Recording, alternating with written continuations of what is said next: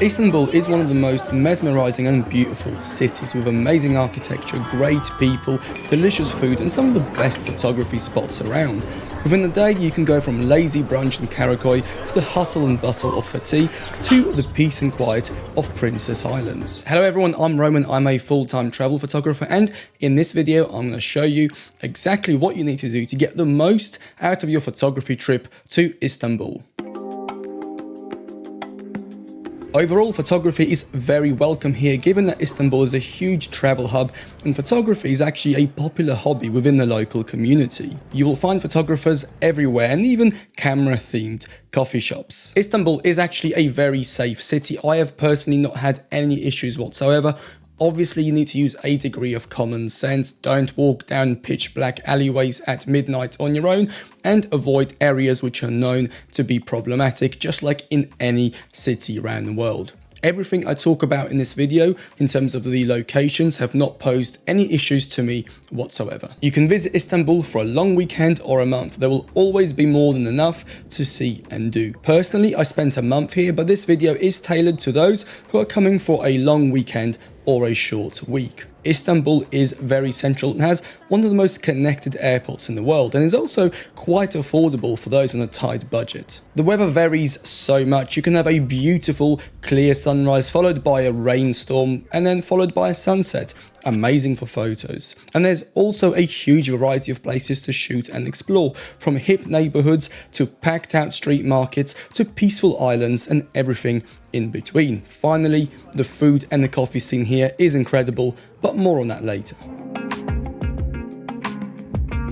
Although I have a fair bit of camera gear, I found that I only used 20% of it 80% of the time, so most of it stayed in my bag. From personal experience, I would say the best lens is a traditional 24-70 zoom. It will cover 90% of what you will be shooting. If you're more of a prime lens kind of person, then a 28mm and a 50mm combined will cover almost everything too. Now, if you do have extra room in your bag and you want to bring an extra lens, then I'd suggest a telephoto like a 70-200. I haven't used mine much, but now and then I did get a cool shot with it. Personally, I use the 28mm and 50mm primes most of the time here. The 28 was wide enough to get the whole scene, but I could still crop into 35mm if needed. And the 50 was perfect for subject, but could be cropped to 70mm for tighter details. Now, whatever camera gear you decide to bring, be it your full system with 5 lenses, a Fuji X100V point and shoot, or just an iPhone, make sure that the kit you carry with you day in, day out is not too heavy, because if you go out with a very heavy bag, you'll definitely feel it by the end of the day. There's a lot of hills to climb. Istanbul is a very walkable city, so keep it as light as possible. First of all, get yourself a travel card, as public transport, especially the ferries, is one of the main ways you will get around. Also, these travel cards let you use the public bathrooms. Many places now accept card, however cash is still king, so always have a few hundred lira in your pocket just in case. If you need a local SIM card for data, grab one at the airport on arrival. I found it to be the same price, if not cheaper, than on the high street. Just because it is a green light for you to cross a road doesn't mean that people will stop, so be careful and always check before crossing any road on any signal. Although Istanbul is very safe, as I've mentioned earlier, I have come across a few scams and pickpockets. Kids trying to have a look at your camera and asking if they can look at it and touch it. Obviously, they're going to just run away with it. And then if you don't give it to them, they got a bit aggressive. And then I had a guy, a shoe cleaner, drop his brush in front of me. I did the good thing, picked it up, said, "Look, mate, you dropped your brush." He then tried to clean my shoes. I had white trainers on, don't need cleaning. I said, "No, thank you." He actually got a bit annoyed that I said no. And then after Googling a little bit, I found out that it is actually a scam. So these little things you do have to watch out for. Another thing that I personally found a little frustrating is if you're walking through any touristy area, people will be shouting at you to try and sell you something and get you into their shop. If you say no, they keep persisting and persisting, and you literally have to ignore them. Now, personally, I don't like to ignore people if they're talking to me, but I literally had to be the most arrogant person and ignore everyone who was trying to get me into their shop, into their restaurant, or sell me something. One thing I did find is that any decent restaurant where the food was very good and it wasn't a tourist trap, there was no one outside trying to pull you in. So take that for what it is. Finally, this might seem very obvious to some, but always double check the price and agree on the price before buying something. A couple of times I got stung because I assumed that, let's say, an orange juice would cost X amount because that's how much it roughly costs everywhere, only to find it cost double because I didn't check the price. So always check the price. Istanbul is the city of cats and there are plenty of them. Many of them are friendly and will want to be petted, but some will just run away. There are homeless dogs walking around the streets, but that never gave us any issues. However, we did try and avoid any packs of dogs or dogs that seemed a little bit aggressive or annoyed. As for clothing, bring a good rain jacket and a good pair of trainers. Obviously, have other clothes with you as well. If you just walk around with trainers and a rain jacket, you might run into some issues. Finally, I would suggest staying in Karaköy. Not only are you in the middle of an amazing coffee shop scene, but also you're very central, so you can easily walk to many places from here. More importantly, you're next to Karaköy and Eminönü ferry ports, giving you easy travel throughout Istanbul. Let me just start by saying that these days are designed in general to be very relaxing and very slow paced. Personally, I travel very slowly and I hate to be rushed. However, if you're the type of person who loves to cram in as much as possible and be out from sunrise to sunset, you could probably cram more into these days. So if that's you, then towards the end of the video, I actually share a few more locations that you can drop in as you see fit. Day one, we kick off on the European side in Galata. Although this is a touristy area, there are so many little streets to explore, as well as the tower itself. At first I thought it would be a tourist trap, but honestly it is a must and I'm so glad I went. You can get some cracking views if you go on a nice day, but if it's a gloomy day like it was for me, you can get some nice photos inside too. After exploring the surrounding area, we headed down into Karaköy. From the narrow streets filled with coffee shops to the waterfront, there is a lot to see and photograph. I would personally recommend walking up and down Galata Bridge a few times, both on top and underneath where the restaurants are. There are so many opportunities, especially with the fishermen there. Now it's time to head up into Beyoğlu, which is a very chilled out hip area full of nice coffee shops and views overlooking the Bosphorus. Now, there isn't anything specific here to really see, but it's more of a relaxed stroll around a cool neighborhood with your camera.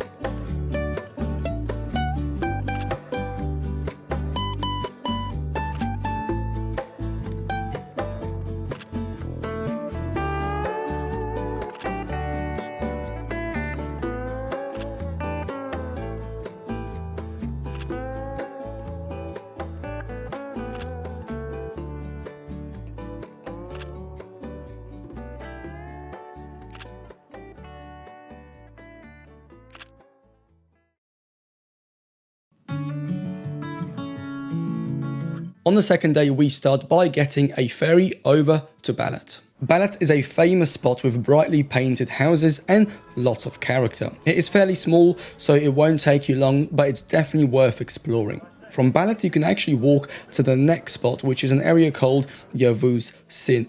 Basically, it's the start of the busy market trading area, although this particular spot seems to be more for the locals, where they sell tools and other non-touristy items. You can spend ages getting lost in this maze, and there's always something new to discover.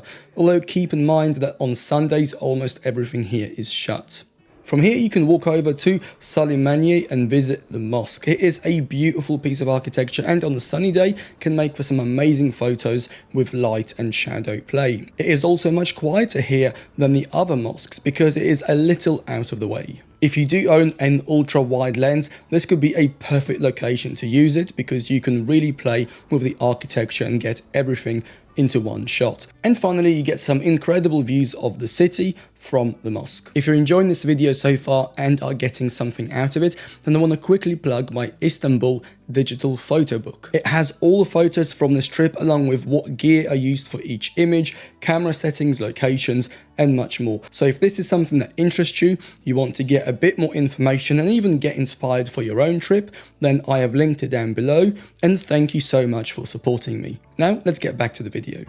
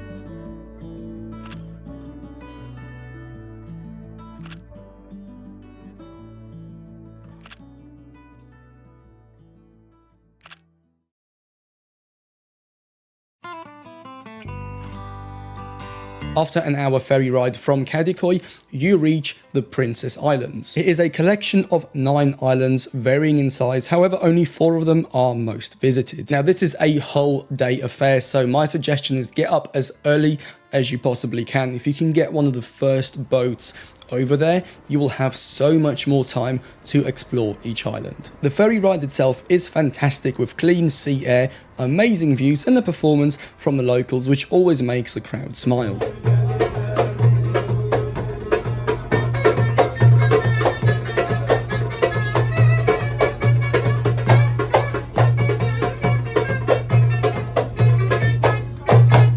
Now we approach Kinaliada, which is the first of the 4 main islands, and immediately are greeted with a nice small beach and these long narrow roads. Now the second thing we're greeted with is the lack of cars. You do get service cars, but all personal transport is using electric trikes, scooters and bikes. The long narrow roads can make for awesome photos, and a 70 to 200 telephoto will be perfect here. However, sadly I left mine at the hotel. You can rent bikes and cycle all the way around. However, given we were island hopping that day, we just explored the small build-up area near the port and then hopped back on another ferry and went to the next island. The second island is called Burgazada and is a little bit bigger. It also does away with the straight long roads and is a little bit more complicated to navigate. However, it has its own charm and distinct feel. Now it's time to jump on another ferry and head to the third island, which was my personal favourite. And this island is Heybeliada. This is definitely the most populated one, where many people live permanently and even has a proper high street. The reason I like this island is because there is a greater diversity of subjects, buildings, and generally more life. After an hour or so of wandering around, we jumped on another ferry and headed to the final and the biggest island called Buyukada. Now this place was very busy and definitely seems like it is the main one that everyone goes to. The prime reason to visit this island is to actually climb all the way to the top, where you are rewarded with an amazing view of the city. However, take your time walking up, as there's so many little scenes and details to photograph along the way. The climb is not steep, but it does take a while, and if you time it well, you should get to the top just before sunset. After you're done, head back down and catch the long ferry ride back to Kadıköy, where no doubt you will fall asleep after such a long day. Now, if you do have extra time, I would suggest splitting it into 2 days, doing the first 2 islands the first day and the last 2 islands the second day. Just gives you a little bit more time. If time is not an issue and you're there for like a month or so, I would actually dedicate a whole day to each island, cycle around and properly explore them.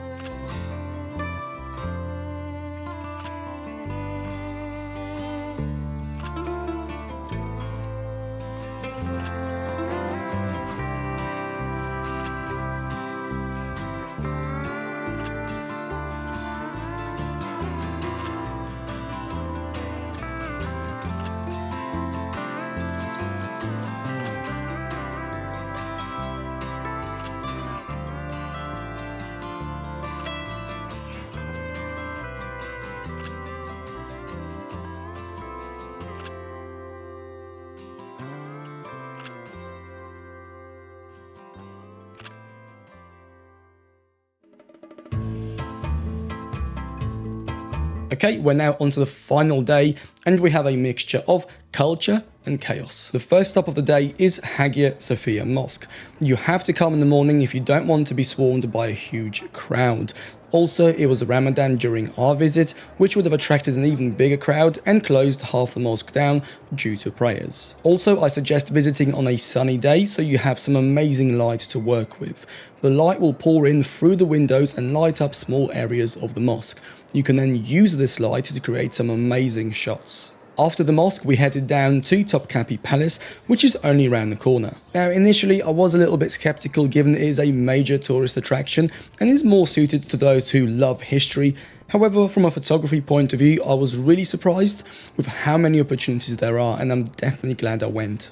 Just like with the mosque, I suggest coming on a sunny day because that's when you will have fantastic light flooding into all the narrow alleyways and through all the windows. Definitely get the full ticket, which gets you access to all parts of the palace, as there are photo spots pretty much everywhere. In total, spending about a couple of hours here is enough to get a feel for the place and get some nice shots too.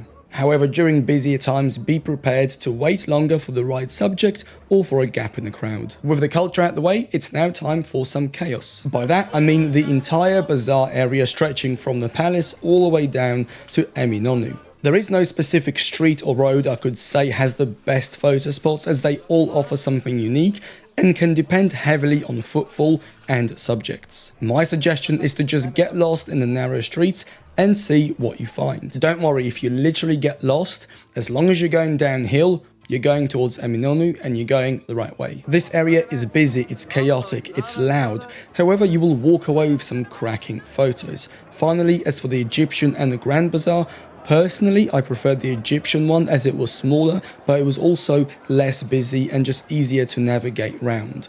However, as someone who's not into owning random material possessions, jewelry or fake designer clothes, I didn't find neither market super interesting. Now, it's definitely worth a visit, don't get me wrong, but go for the experience, go just to see it for yourself, and you might come away with a few nice photos, but just don't expect miracles here.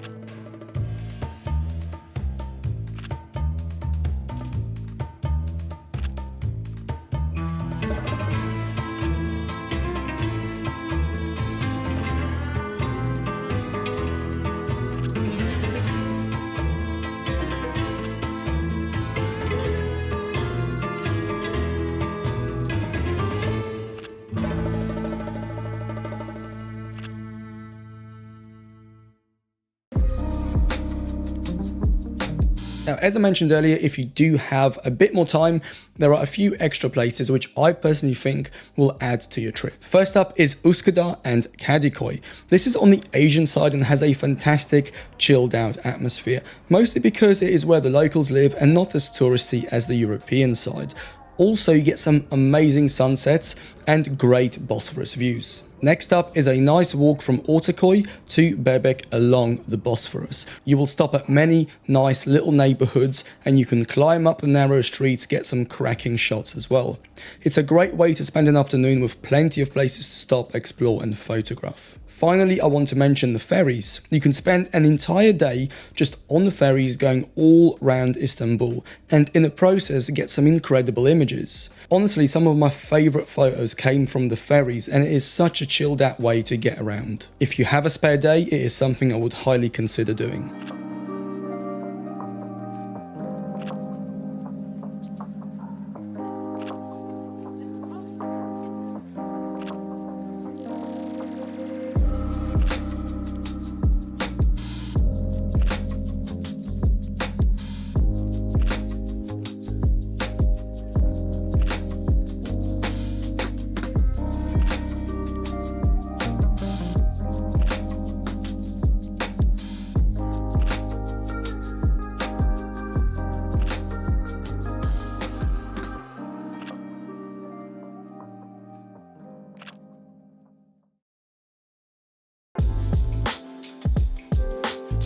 saved the best till last. Let's start with coffee spots. There are two ways to do coffee in Istanbul. The first one is to get a traditional Turkish coffee by the side of the road. It is strong, bitty, but delicious. It's also great watching them prepare it on the hot coals. The second option is to find one of the millions of amazing coffee shops. I love coffee shop culture in Istanbul. So much attention and detail is put, with some of these coffee spots resembling a cozy living room and a living space. I personally enjoyed spending my time in the Federal Coffee Company, which is located in Galata.